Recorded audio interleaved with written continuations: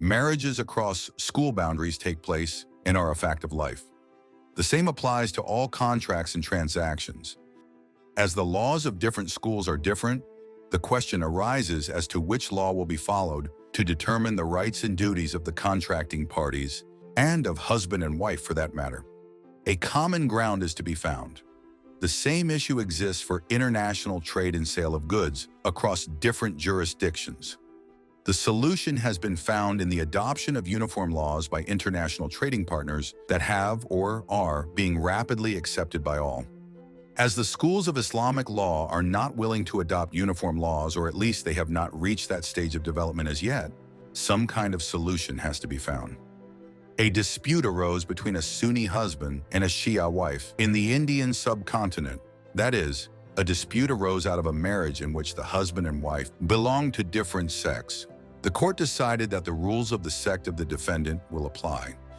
The court said, "There can be no doubt that justice, equity, and good conscience require that the question of the validity of the alleged marriage must be determined according to the personal law of the defendant, that is, the Shia law." The statement clearly shows that the rule of following the defendant's law in case of marriage is based upon justice, equity, and good conscience, which basically means the principles and concept of justice of the English common law. This, we may state, is not a valid basis for determining rules for Islamic law, nor can it be called Islamic interpretation, as some may assume. This rule leads to uncertainty, as the husband and wife can never be clear about their respective duties, and also about which law will apply when they disagree, when such knowledge is essential for the proper functioning of marriage and is not a question of always settling matters in court. Marriage is a contract and should be treated like all other contracts.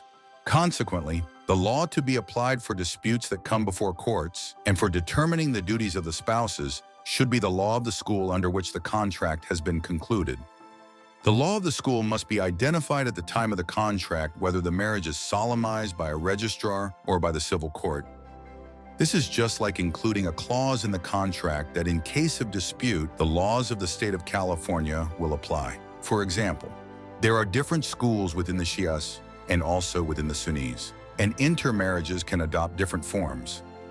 The above rule should be followed not only where the marriage is between a Shia and Sunni, but also when it takes place, for example, between a Hanafi and a Shafi'i. Following the law under which the marriage contract is concluded will not amount to changing one's school, and each spouse can continue to follow his or her school for all matters other than marriage and divorce.